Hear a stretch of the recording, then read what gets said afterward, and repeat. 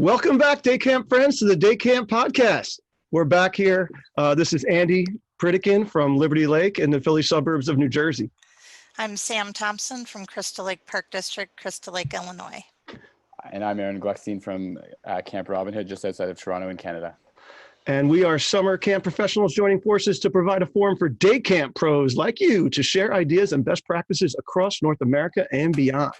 And for today's action-packed podcast, we are joined by the one and only Chris Thurber, as well as returning day camp podster Steve Maguire, to discuss the relevance of day camp staff meetings. Oh my God, that sounds like such a horribly boring topic, and maybe one of the reasons why they don't happen very much. But we'll touch on that in a second, because first, this Go Camp Pro podcast is also sponsored in part by the American Camp Association, New York, New Jersey, dedicated to preserving, promoting, and enhancing the quality of the summer camp experience. Their professional development includes the one and only Tri-State Camp Conference. Oh my goodness, only months away, as well as many other conferences that can be found at acanyj.org. So, Chris Thurber called me. It was the summer of 2018. It was like a weekend, which, hey, day camp pros, we could sleep late on the weekends, all right? Right? And my resident camp people calling, they're green with jealousy at this moment. He called on a Saturday. And I was like, yeah, what's up, Chris? And he said, I got a question. He said, do you guys have meetings? I mean, I'm paraphrasing, but you know, I mean, Chris, you could rephrase it for if you want, but it was a very genuine, honest question from a guy that does a lot of consulting in the resident camp world, and was helping out a day camp, and my answer was that I have talked to many a day camp professional about how they set up their communications, let's just call it for now, during the day. And surprisingly, very few have concrete times for their staff. You know, it's one thing for the top leadership team, but if you have a staff of, could be hundreds of people, having meetings with the others, as they go down. So yeah, to me, it's a very relevant topic. So Chris, you sparked the thought. So I'm going to just hand off to you for a second.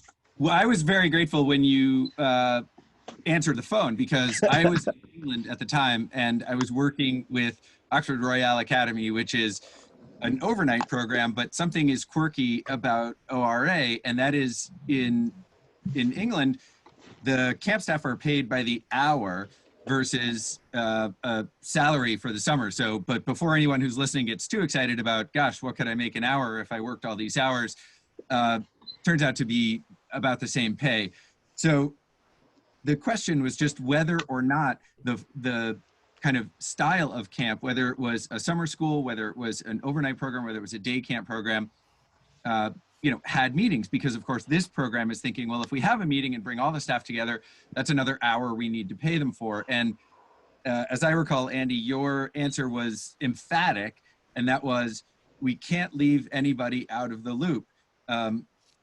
Steve made this absolutely awesome video for expert online training that's called Masterful Meetings, and I'll let him describe what he taught me about what makes a meeting meaningful. But your point was, you've got to have them. We'll talk about maybe what makes an awesome meeting versus, because you have a terrible meeting, just like you have a great movie, a terrible movie. But I was very happy that as a day camp professional, you endorsed the importance of a regular, perhaps daily meeting with all of the staff, frontline staff included, so that people have the right information, have last minute updates, and are able to participate in the discussion about how the program is working. So. Right. So yeah, let's touch on the relevance of meetings. All right. Let's just talk about that first, because I think it's super important. I think, and we hit this point in the Day Camp podcast almost every episode, where I say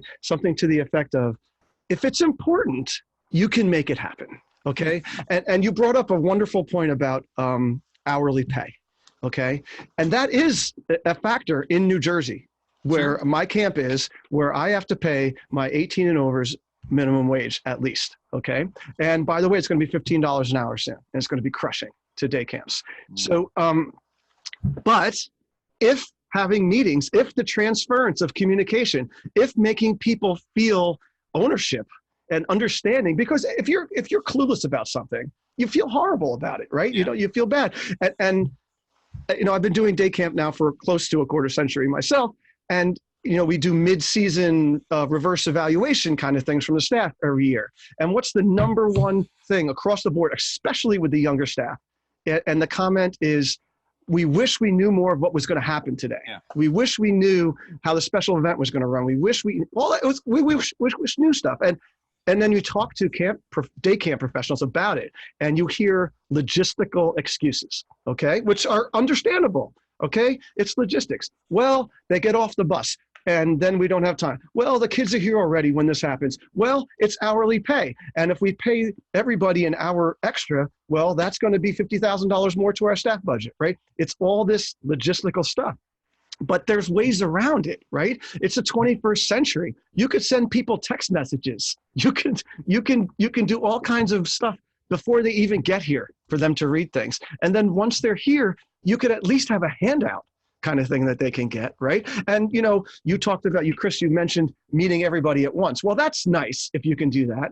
And at my camp, we do that like on Mondays and Fridays.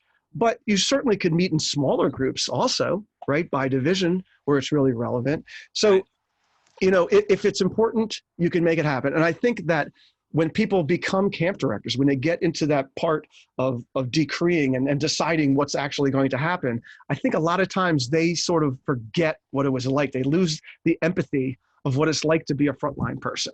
And they forget what it's like to feel disenfranchised. Yeah, I mean, we have to remember that our frontline staff are not drones. Like, I mean that in the sense of, beehive. Yeah. They can't just do the same job over and over and over again and be expected to repeat and not be feeling, as you said, disenfranchised from the community. We demand a lot of our staff at every level. And part of what we demand and part of what makes any high quality camp program high quality is we adjust to the weather, we get creative with how activities are going, we see something isn't as safe as we'd like it to be, we modify it. And as you said, staff need to know what's coming up. They need to plan, and they're not just the passive recipients of information, they're also giving information to the leadership team and the senior staff and saying, well, good thing we're at this meeting because when we did this last week, it was a catastrophe and here's why. So really the bi-directional communication is important, but point number one, and again, it's something that you, Andy, have emphasized, something that Steve in his experience has emphasized to me, regular meetings where there's bi-directional communication and everyone is part of the community is really going to elevate the quality of your program. So as you said, it's, there are always logistical challenges. That's the nature of, I think, any fast-paced business, but we have to prioritize ensuring that our staff know what's going on. And as you said, meeting doesn't mean that everybody has to sit down in the auditorium or the dining hall and fall asleep. A meeting can take a lot of different forms. You can stand up. You don't have to sit down. A text message, right? There are all kinds of ways to get this information flowing, and just needs to be a priority in my opinion. Right. And I think speaking of priorities, I mean, if you talk to most camp professionals and said, what are like the main things you're trying to teach children, right? And to that, to the same effect, teach staff too. It's communication. Like that's one of the great things that we're teaching, the 21st century skills that we can do better than schools, right? And then yet a lot of day camps are creating models where the leadership is not even communicating with with the majority of their staff. They're just hoping for osmosis or photosynthesis to happen, for people to get information. And in the in our environment, like for us, we even have some redundant forms of communication because there's people that are going to miss certain things, and we overemphasized this past summer actually the value of text messaging some of our announcements to staff every morning, and people came back to me and said, I'd rather have the printed newsletter that you guys used to give out. Can we do that also? And so we were wasting a lot of paper, but people were actually noticing that it was gone, which to me was a good thing, and the fact that they were reading it. So we went back to that. And, you know, we have walkie-talkies like most camps do. And, you know, we're making announcements regularly so people can, you know, stay in the know. But the formal meetings whenever possible, and we'll get into it shortly. But you know, those are still very valuable to us. Right. So what I do at Liberty Lake, just really quickly, just to get a sense of my commitment level on this. And you know, again, I always tell people I started this camp from scratch. So when you start something from scratch, you're not taking over an existing thing. It's easy to do whatever the heck you want to do, you know, and make things priorities, you know. So so I meet with my top leadership team, like my top 30 people at 8 in the morning, before, you know, the majority of people get here. And it's about a 20-minute meeting where we go over the specifics of the day. I'm not teaching them any new skills or anything like that. We're going over the specifics of the day, and we do daily special events at our camp. So a good portion of that could be going over people's responsibilities and understanding how that's going to work too.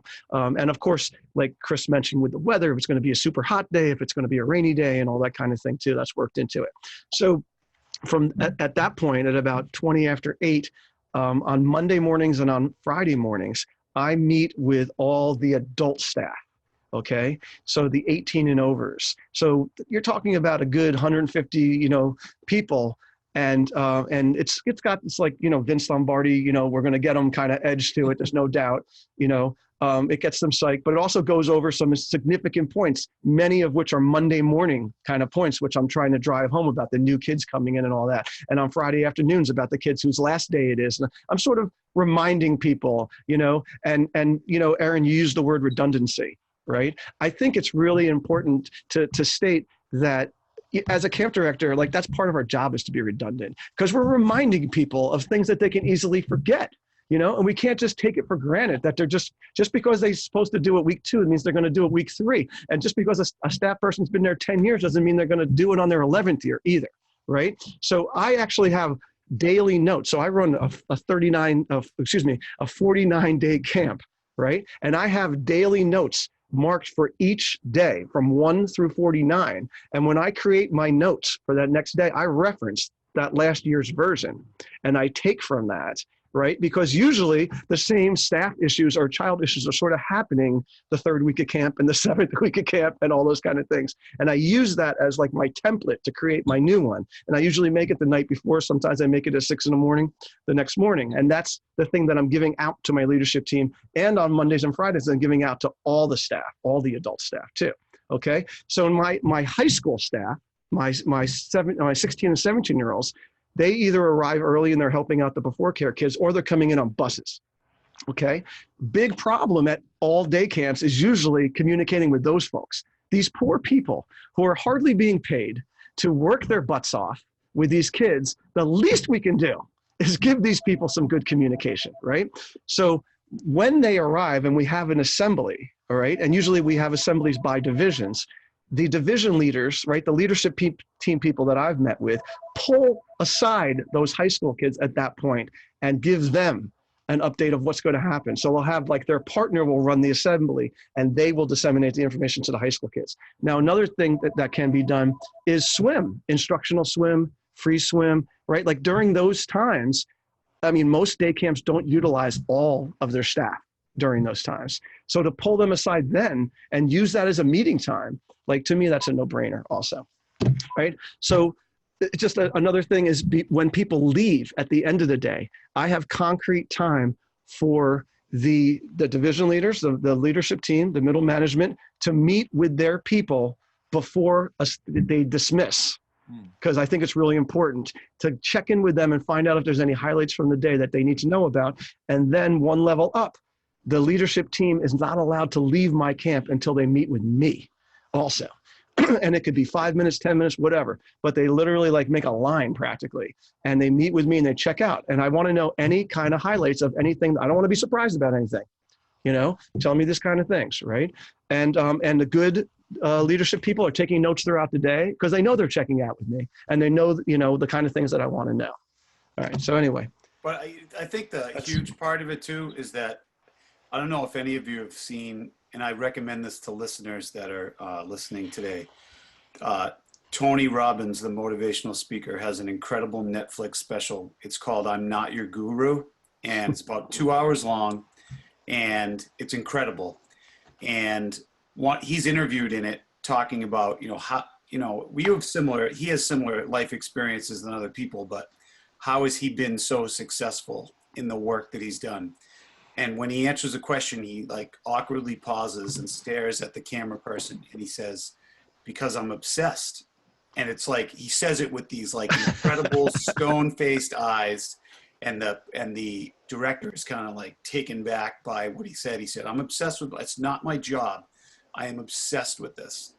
And I think what you're driving home, Andy, is you started the premise of this with communication is you have a 49-day window to sustain your year, right? Like, you have to be obsessed with communicating with your staff and obsessed with communicating with your leadership folks. It can't just be like not item number 5 in your job. If you're obsessed with your level of communication, then it's engaging and you're constantly in the know, it can never be a bad thing. Like, there's nothing wrong, nothing bad about knowing as much as you can possibly know. The only bad is if you are doing the opposite, like you're not communicating. I'd rather have people get annoyed at me and say, God, would you just like, I get it, I know we're doing that today, than have them guess, oh, I was supposed to bring that? I didn't know, Right. So. Right. What's the number one reason why things screw up at camp? It's communication. Right. Like, by far. Like, if this was Family Feud, it would be like, ding, right? So another like just another quick story about that that's awesome is that the Patriots head coach Bill Belichick, when they won their first Super Bowl, they had to stop. Marshall Faulk was the absolute best player on the St. Louis Rams that they played, and by Wednesday, middle of the week, he just kept using the question with his defense. Marshall Faulk was an offensive player. He kept saying during practice the entire week, even only over 3 or 4 days, he kept asking the question, where is he? Where is he? Where is he? He just kept saying it over and over, where finally one of his star players in the middle of practice, and I won't use the expletive, but turned to him and said, shut the blank up, to their head coach. But he had driven them so crazy about over communicating that they were like angry, and that's fine. I would rather have that than have people guess what's happening. Yeah. So, and think about on Mondays, right? Where what's the biggest fear at a day camp is a kid coming in and not knowing what to do, where to go, and being totally confused and having a mental breakdown and going home that day and telling their parents that they were confused all day. Right. right. Like we are obsessed. We should be obsessed with making sure that doesn't happen. Right. And in order to do think, that, you got to remind. if I can just interject there, one of the reasons that kind of communication is so important, and again, think about the meetings that you currently have, and if they're sparse, we're really encouraging you to add more, because when all of the staff know, that obviously trickles down to the campers, and when the campers know, their anxiety is vastly diminished. And so, sometimes people hear about my research on homesickness and say, well, that's no, we don't, whatever, but I don't need to know about it because I run a day camp. And I say, you don't think that there's separation anxiety at day camp? You don't think there are adjustment issues at day camp, right? And we've all, the adult equivalent is like going to a party maybe with your friend or partner or spouse, but you don't like know anybody there. It's a work function, or you've got kind of butterflies in your stomach when you walk in. You don't know anybody, and you're sort of waiting to be introduced, and how is this going to go? Absolutely putting a person's mind at ease by giving them information. And you said something a few minutes ago, Andy, that probably most listeners will just not even hear. You said during the day they're writing stuff down, and that's another thing that I think is essential. We're talking about an abundance of communication, and Steve and Andy, as you both said, if once in a while the staff get annoyed with you because you're repeating yourself, okay, and I agree with you. Obviously, you don't want to go so overboard that they just then are shutting you out.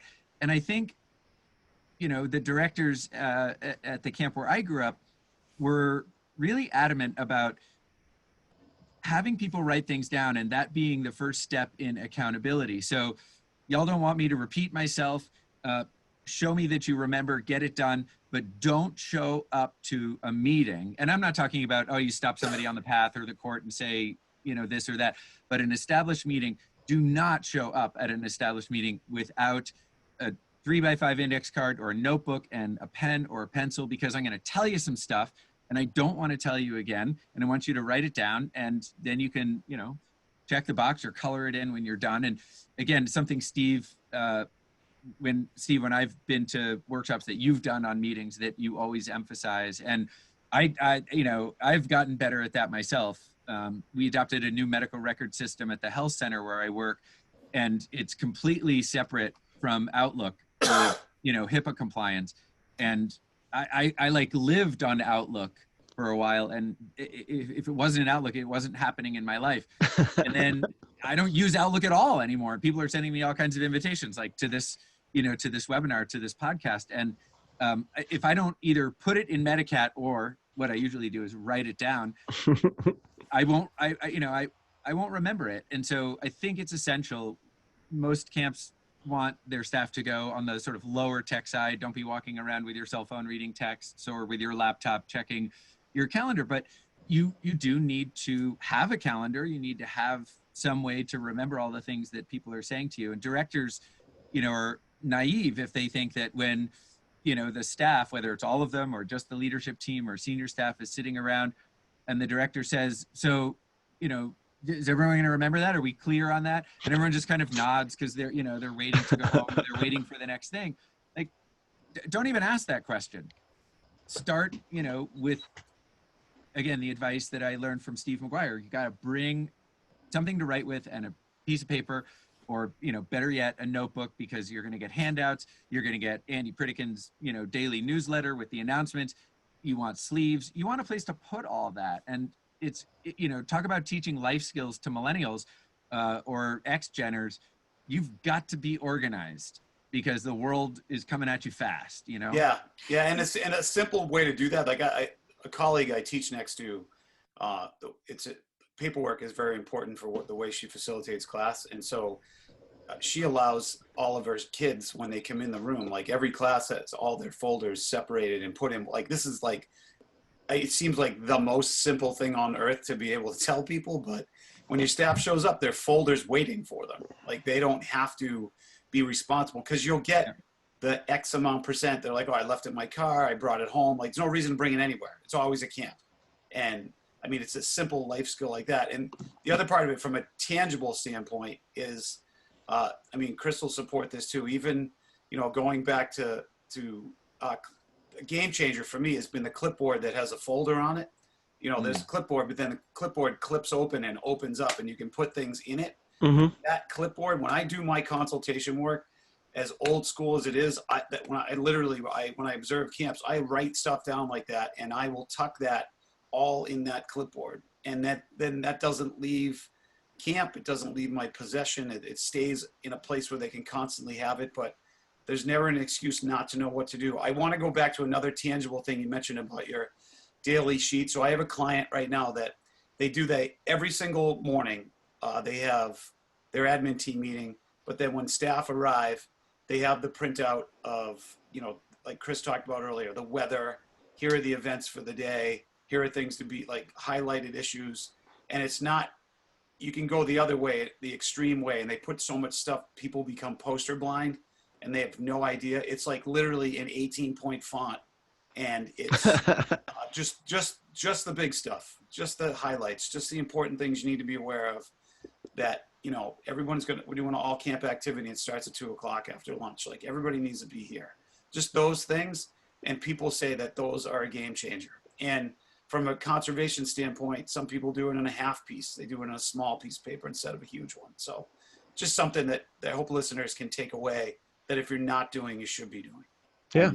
And for you know, and for this generation of people, I mean, I don't work in a high school setting, but I just envision like every desk with a laptop on it and not a piece of paper anywhere in sight. So the idea of reteaching or teaching the behavior of, you know, having a pen and a piece of paper and a notebook in your hand, like you said, you know, Chris, having those things available at camp when they walk in the morning, so they don't, or maybe it was Steve that said it, I'm sorry, but you know, so they don't have the opportunity to forget it at home, and you know, relearning that behavior of just carrying that notebook with them all summer long. And if you don't have a big budget and you can't buy those clipboards for the staff, why not those dollar store you know, notepads, and just give one out to everybody and have them available with the cheap pens, and people can just grab them, because I think it's an invaluable tool.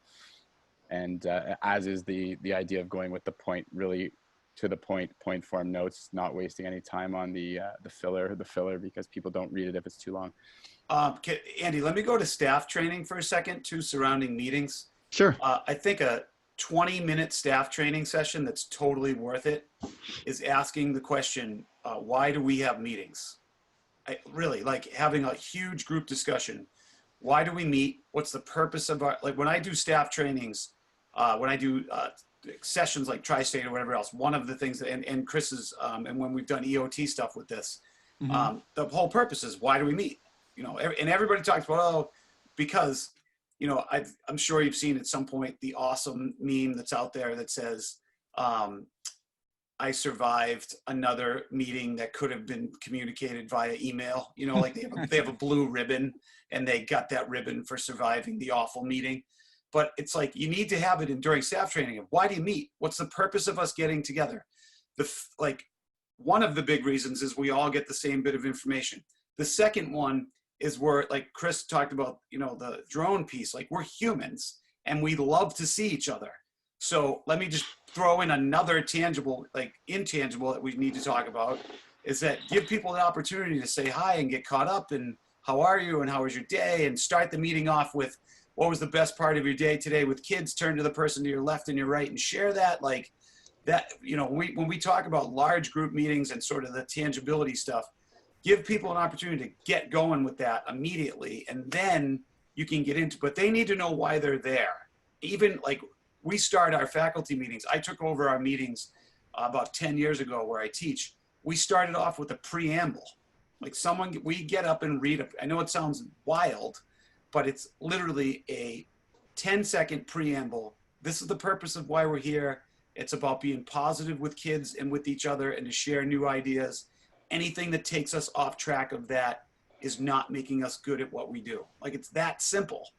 But I think there needs to be, particularly with this age group of kids, why are we spending valuable time in our life together in this event? I think it's going to be worthwhile to do that during staff training. No, I think too. Oh, go ahead. sorry. About 8 years ago, or probably 10 years ago, I had the counselors evaluate their supervisors and ourselves in camp.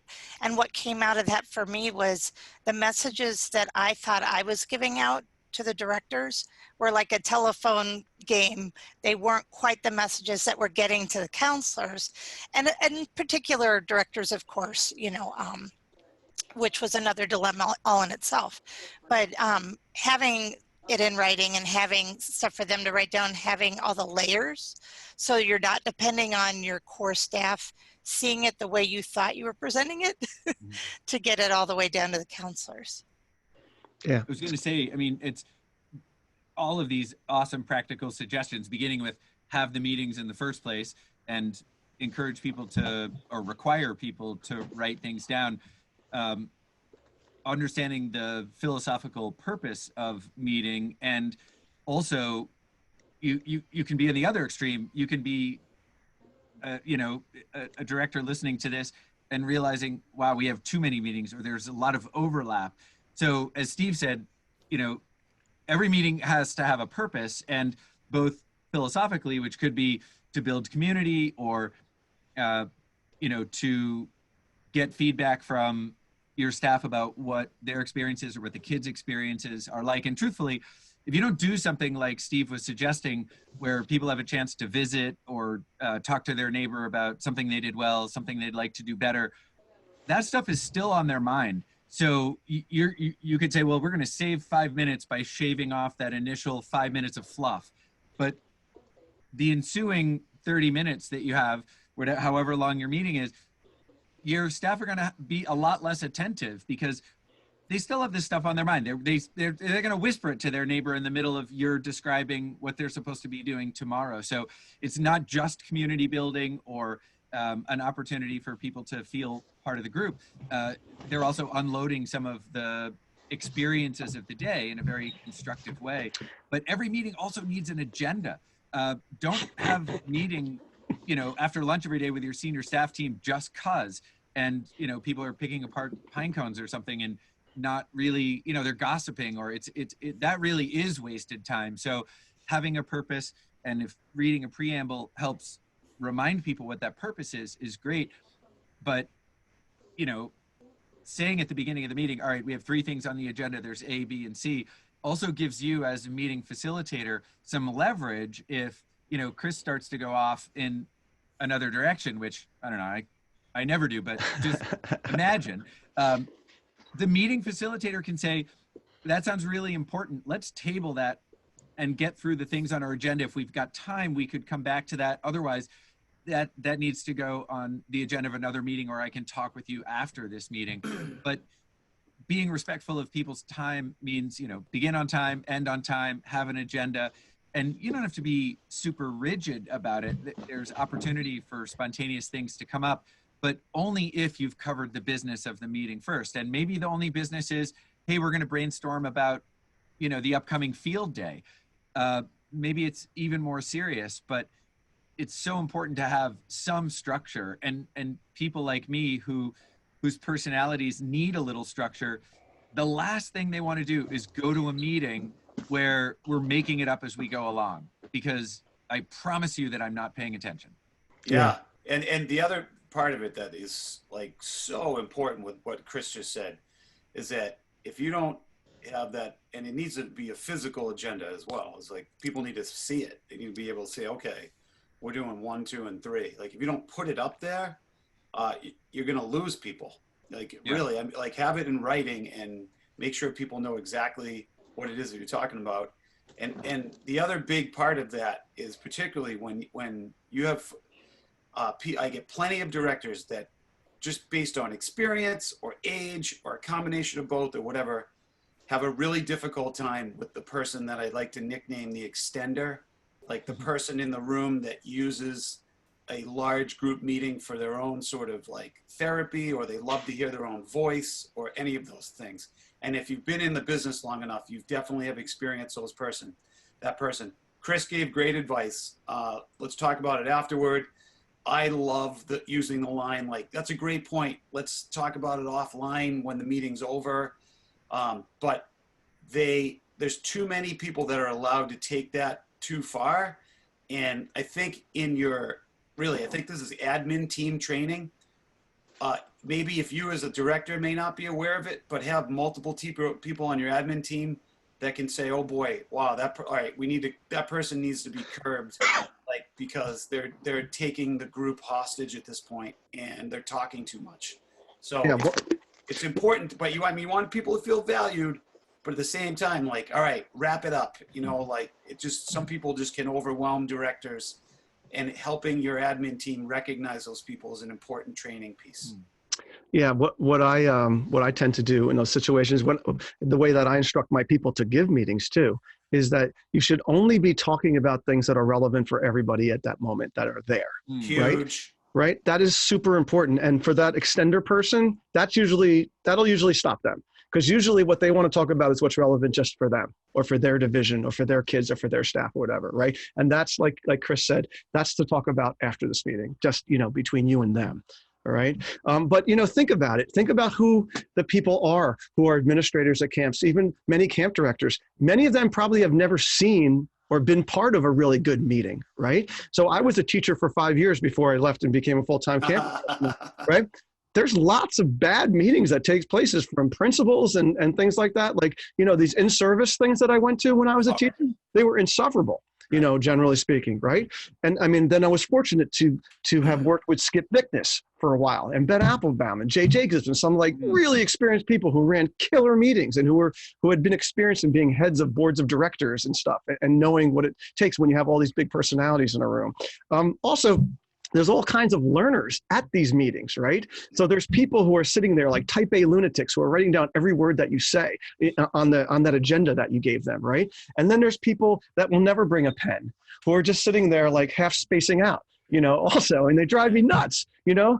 But unfortunately, like they're type B, and that's how they sort of roll. And like it might be better if I sent them a text message on their way in while they could look at it while they're driving. It's like the waiter or waitress that has the ability to take an order of 10 people and not write anything down. Oh my gosh! It's all corrected, and you're like, I have no idea how you just did that as a human being. Right, totally. And you know, we touched on something really small, you know, but that's really big. So you know, Steve mentioned, you know, when you start the meeting, think about something great that happened the day before to tell it to the person to your left and that kind of stuff. Like being positive at these things too, because meetings by stressed out camp directors can also be insufferable because they're critical and they can go negative sometimes. And it's remember this and don't forget this and a whole lot of that. And it's almost like a parent talking to their kids. Right? And there's only so much of that you can take, right? And I remember a really awesome Chris Thurber tri-state session I went to a while ago, and I forgot what the topic was, but it was a serious topic. Inquiry. Yeah. Well, I don't know. It was a heavy topic, and we were going down this really heavy path. And then all of a sudden, he put up a slide of like this happy kid playing at camp, and he said, "I just want to pause for a second and remind everybody why we're here." It's because we're doing awesome stuff with awesome kids, you know, with the best job in the world. And it was like, you know, and, you know, we had Howie Grossinger on here a couple of weeks ago. And we were talking about going through your crap list of all the mistakes you made all summer and all kind of thing, and debriefing and all that stuff. And he just made it a really important point to talk about all the great things that we've accomplished too. So I think that's really important. And like you said, Chris, it's like, all right, you're taking 5 minutes out of a 20-minute meeting. Like, oh my God, think of all the information you could have given them in that 5 minutes, right? But it's really important. It's an affirmative thing for these people that are working so hard for you, you know, to be appreciative of what's going on. Andy, I also think too, that leads to the point of, I honestly do think sometimes, or not sometimes, a lot of the time, I think it's awesome to have multiple facilitators on a meeting. I think it's almost better if the director, I can't tell you enough how many times I've facilitated trainings or done consultations with clients where I've told the director, like, you need to stop talking. Like, please stop talking. Actually, the least you say is going to make you more effective at your job. And they just like didn't have that paradigm because they weren't there yet in their career. But if you build in a 30-minute meeting, if you build in like a 5-minute segment where it's director time or admin time or whatever in the full staff meeting, and they don't need to hear again, it can be style too. Like there are people that are, this is the way I do it, I'm the facilitator. But just to have people have another voice, people are very grateful for that. And again, just like I said, one of the things we do at camp is we teach communication, right? Well, we're also teaching leadership, like, you know, pretty damn important, right? And if you have underlings, if you have assistant directors, associate directors, or whatever, like you need to empower them and give them those opportunities to be that leader and get practice. Because like I'm saying, it's not easy to run a good meeting, right? I mean, look, people like me and Steve Maguire, we got a lot of passion, we got a lot of energy. People are going to listen to us if we're singing Mary Had a Little Lamb, right? But a lot of people don't have that, and they need that experience to get up there to do it. All right, so I need to pause a second because we have to plug our friends from CRS, Commercial Recreation Specialists, the fine purveyors of the best recreation products in, on, and around your water. Check out their website, CRS4rec.com. CRS is serious about fun. So one thing that was mentioned a few times is people saying being respectful of time, right? And I am very empathetic of that, and I am very respectful of people's time. But I think that a lot of camp directors, they become paranoid about that to the point that they cut their meetings short or they don't do meetings because they're so worried about being respectful for people's time. And I think that leads to what you were saying earlier, Steve, about being engaging and how to run an awesome meeting. Yeah, no doubt. I mean, so I've seen extremes of where I've had groups that they put a timer up. Like literally, there's a timer, like a Google timer on the screen that like each segment of the meeting is timed, which I think is a little obsessive, but they were trying to make a culture change because they had wandered a lot. So that's, it's one thing you can do. The other part of it too is, I think it's very important. It doesn't have to necessarily be professional development stuff, but like even what you alluded to earlier, do small group work. Put people in a group of 5. Have them talk about, okay, what was the best part of your day? What's the best part of your week? Most difficult part of your week, and why? Have small group discussion. Definitely incorporate movement into that. Like a meeting can be engaged, even if the topic is heavy. A meeting can be engaging if you get people up and just have them walk around the room. I use the term all the time, particularly with admin teams, the standing meeting. So if you do a standing 5-minute meeting, will always be more efficient than a seated 10-minute meeting. Because as soon as people sit down, particularly if it's a midday meeting, which a lot of people do, people like just check out physically. But if you have to stand up, you got to keep your brain going too. So those little pieces are important.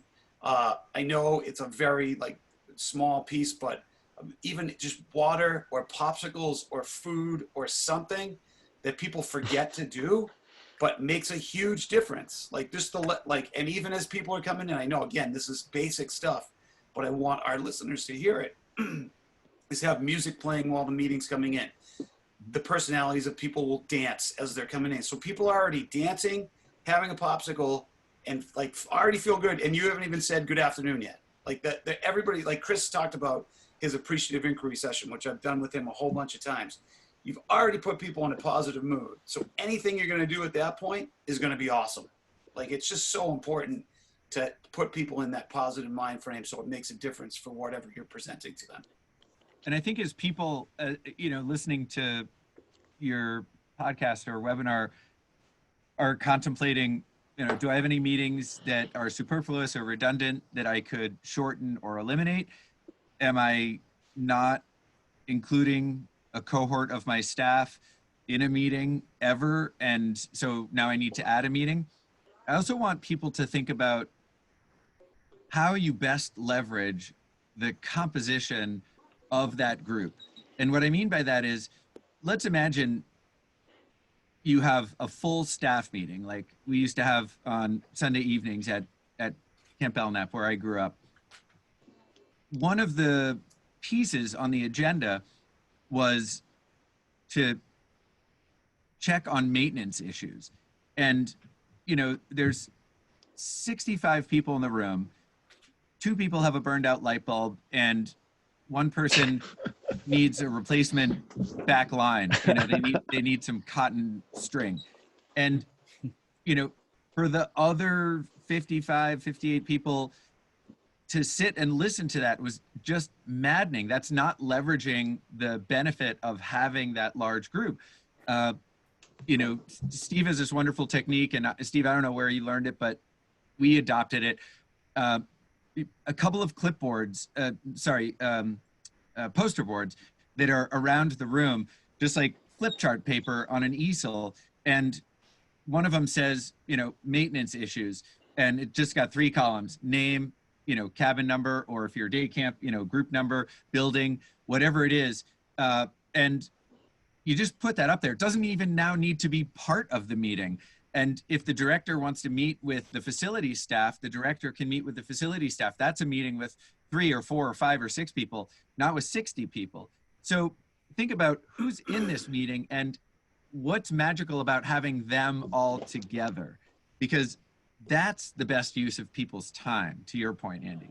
Yeah, it's great. And I also, to piggyback on what Chris said, don't forget about your forgotten group of people too. Like a perfect example of people that are rarely included in a meeting are your office staff.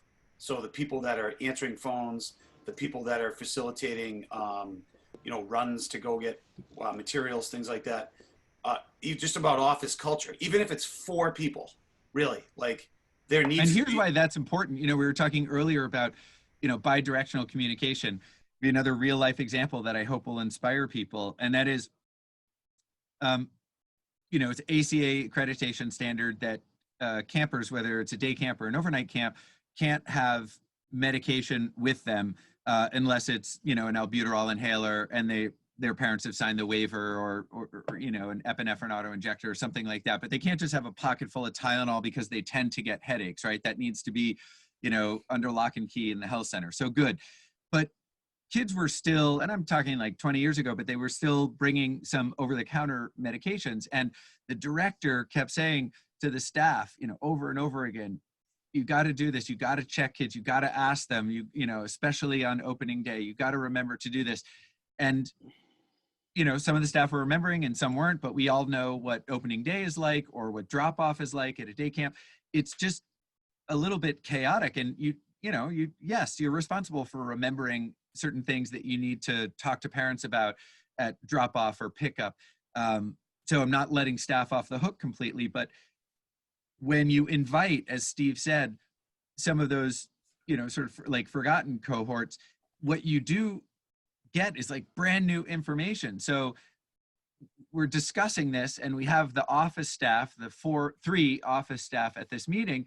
And one person says, one of the office staff, well, that's something that, you know, we could add to the reminder email that goes out the day before. How about we just do that? And you're like, yes, exactly. That problem then got eliminated. Now, you know, new problems crop up, but sometimes if you find yourself reminding a group over and over and over again, you got to ask yourself, who's not at this meeting that could figure this out? Or are we dealing with some kind of structural problem? Like, do I have to keep reminding staff to remind the kids to hang up the life jackets? Or do I just need to make a life jacket rack that's lower down so even the short kids can hang up their life jackets? Duh. Again, if you as a facilitator find yourself frustrated, that's a signal that either, you know, somebody's not at the meeting who should be, or lots of people are at the meeting who shouldn't be, or you've got a problem that is outside the meeting. But again, great meetings, which we've all been in, are awesome because you get those key reminders, you get some professional development, you have an opportunity to hear other people's perspective. Like, you should walk out of a meeting going, yes. Right, inspired. You know, just the having the right people at the meeting thing, you know, as a day camp director, the facility manager. Like if the facility manager's not at your meeting and you're having one of these meetings, it could be about life jackets, like whatever. Like, they're so important. Like, when everybody leaves a leadership meeting and has this thing in mind, but the facility manager's not there and has no idea what you're talking about, like, that's a huge, you know, problem. Huge. Yeah, I posted something, like, I think back in the early part of the fall or the summer, I think it was the summer, on the Summer Camp Professionals group about as a camp director trying to, at least one time during the summer, mow the lawn. And there was multiple levels to it, but the premise was, when you mow the lawn, like a bunch of like lawn on your property, you get to really see, oh man, like, there's a huge hump on the right side of the soccer field that's like affecting kids' happiness, right? Gopher hole. Yeah, or whatever, right? But if you don't do that, then like you'll never know that's a thing. And so involving the facilities manager is like beyond important. But the office. Like, I went into an office. Great example. I went into an office a couple of years ago, and they had their shredder plugged in as you walked around the main desk, but the shredder cord wasn't long enough, so it sort of reached across the floor, and you basically were tripping on it, right? So I said to the person in the office, I said, is this like a new shredder, or this has to be? They're like, oh no, it's always been there. I'm like, so you basically almost tripped in the office. And they said, oh yeah, well no, we never really talked about it before. I'm like, really? Like, it's not, but it's, if somebody doesn't put a different perspective on something, you'll never see it. Yeah. You know, in regards to facilitating meetings, right? We talked about it's not necessarily a natural thing. I think, having a training component for your admin team of how to lead meetings would be a really Huge. smart thing. One of the best Michael Brandwein sessions I ever gave to, I was the program chair for Tri-State. I got him to give a session on how to give a session, and it was phenomenal. It's like, just because you're a camp director doesn't mean that you know how to give a workshop session, that you know how to run a meeting, right? That these are acquired skills. Correct. I had to separate my assistant directors from my directors. My directors have all been around, 25 to 30 some years. So, they've got one perspective, and my assistant directors were younger people, had been in the business maybe 5 or 6 years. And they had some great ideas, but they were too intimidated or too, they adored their directors and so didn't want to ripple the waters. So once I took them out and I would have a meeting with them earlier, get some great ideas from them and then give them to the director, I started getting some fresh ideas. So, that's great. How do you disseminate information at your camp in the morning, Sam? they come 45 minutes early, and each director then will do the schedule and for the day, and they do that every morning. So every day they can do, like you were saying, talk about the schedule, what's your responsibility, where you're supposed to be. On Wednesdays, I meet with all my directors from 7 to 8:30, and that's when Wow. we all decide, what are we sharing, who's doing what for the special event. An hour and a half? I've got an agenda, and we flip through it quick, but it's the one time all week. Uh-huh. So we're just trying to finish off the week and get set up for the beginning of next week. And it's worked pretty well so far. And then I know now to check in with the counselors more often to see, are all the messages making it to their level? So, they're not thinking, hey, I'm not paid for this prep time, or, some of those things, those miscommunications. I try to make sure those don't happen as much. Right. I cannot reiterate enough how I speak to camp directors of the highest rated camps you can imagine. And I ask them these kind of questions about meetings, because this is one of my pet peeves. So I always ask, I asked that question I just asked you, Sam, right? And I had this one guy I have the utmost respect for, and he's like, my top staff comes in the morning and I just give them a sheet with all the information on it. And you know what? They're grown-ups. If they have any questions, they'll ask me. I'm like, what? It just sounds crazy to me. And then, I recommended a friend to work at this day camp, giant day camp, 1,000-kid day camp, right? I'm sure they have 400 staff. And when I spoke to him, in the middle of summer, first time, I was like, how do they get information out to the staff in the morning? It's such a monstrous staff. And he's like, they don't. And I'm like, what do you mean? And he said, the top 6 people meet in a room and come out, and every once in a while they might give you a handout, but generally speaking, you just start the day and then information just sort of trickles down to you, maybe. And this is a camp that charges kids $1,000 a week to come. It's a big risk. It's a big risk to take, but you said it too earlier, circling back to what we talked about earlier. The window's so small. You have 49 days to be on your game. Yeah, some camps 39. Yeah. Yeah, and I also call it the 365-day rule. So the perfect example, it's it's opening day, or the first day with staff, or whatever, and you can't find a pen to write down. You had 365 days to have a pen ready for that meeting. Or here's another one. Here's a perfect opening day, super high-end camp. Again, Andy, the amazing place you're talking about. A good friend of mine, the director, as the buses are driving down the driveway, is trying to put together his final Spotify list to hit play. I'm like, you could have done that on March 9th at 4 in the afternoon. You know what I mean? Yeah. That's about as much fun as going to a presentation and spending the first few minutes watching the person connect their computer to the Correct. projector. That's why you get there early, so that the audience doesn't have to wait. Yep. I quit doing them in the afternoon too, because my staff are fried.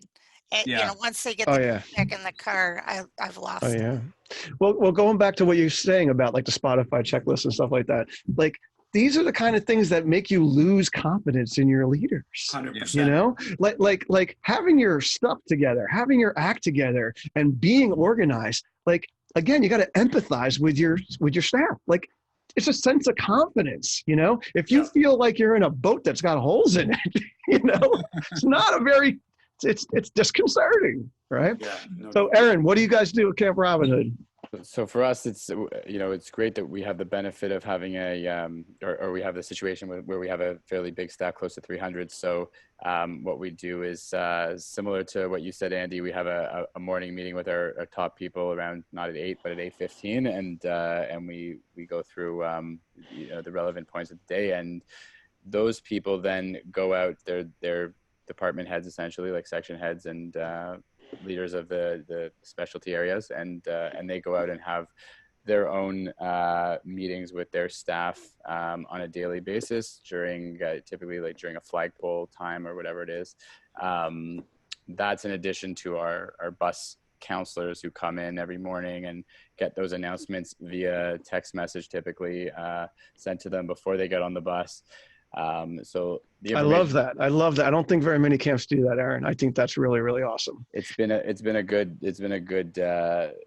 addition. And you know what we do, because it's such a time-consuming thing to prepare all those announcements for individual, you know, 50 individual buses. Essentially, the lady who does all the transportation stuff sends out all the information to everyone, basically. So all the bus changes for the day, all the important announcements, just they go out in one text message with everything, and you know, we're not worried about people seeing that. We just say scroll down, look for your bus number, and you'll find that, you know, you'll find the information that you need. But the thing that we do, I think that brings everything together for us, is that we do have a commitment to doing a weekly staff meeting.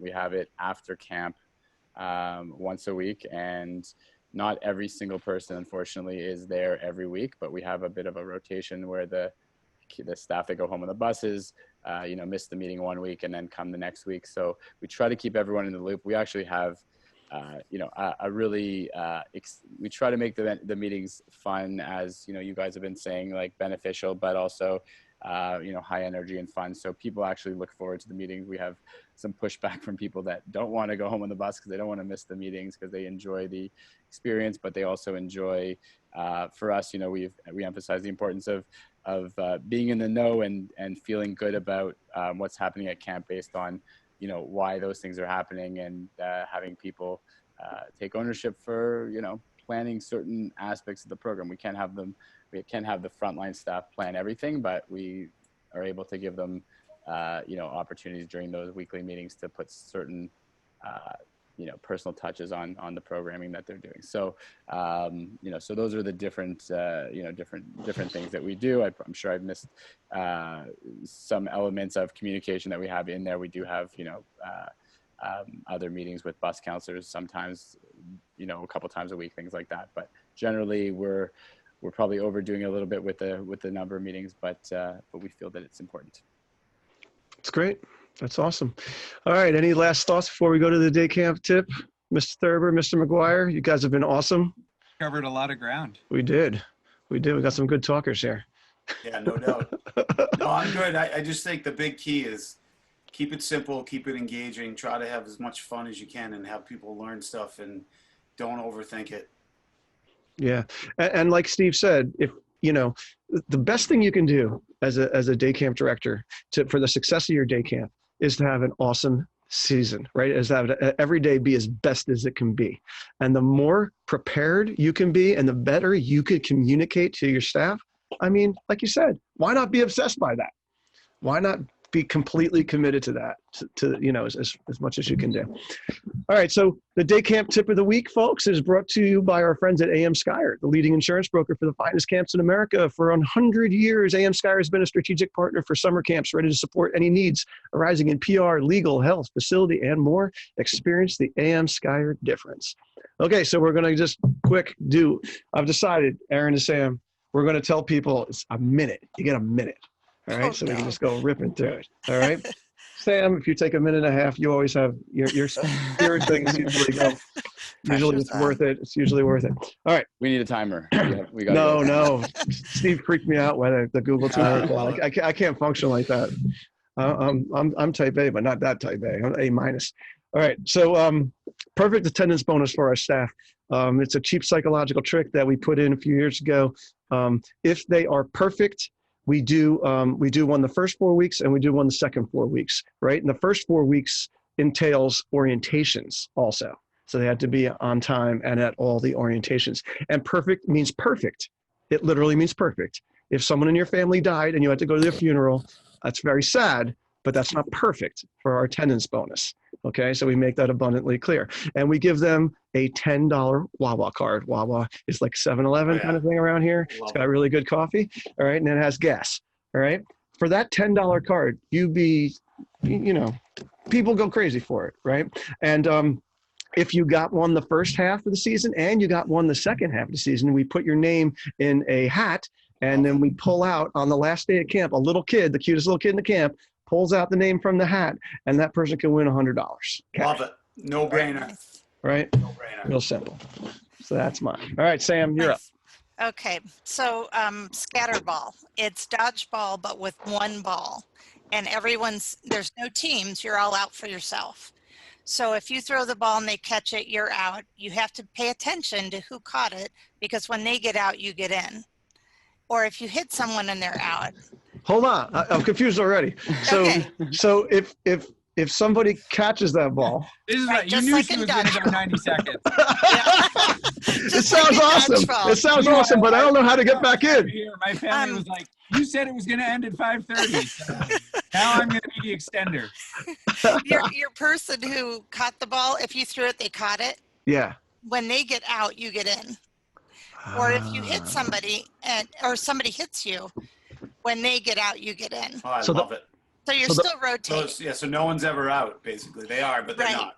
Unless you've got like a fifth grader and Love he it. hits all the kindergartners. Well, I got a question. Is this a never-ending game? Does this go till infinity? Because depends on the skills. It does go for a pretty long time. Perfect. Yeah, The other part of this that can work really well, if you have a transition where you need to get people ready and you don't want to call all the people with blue eyes or whatever, play an elimination round. And as you get out, you go get ready. Because I do before and after school, so then they go get their bags, line up.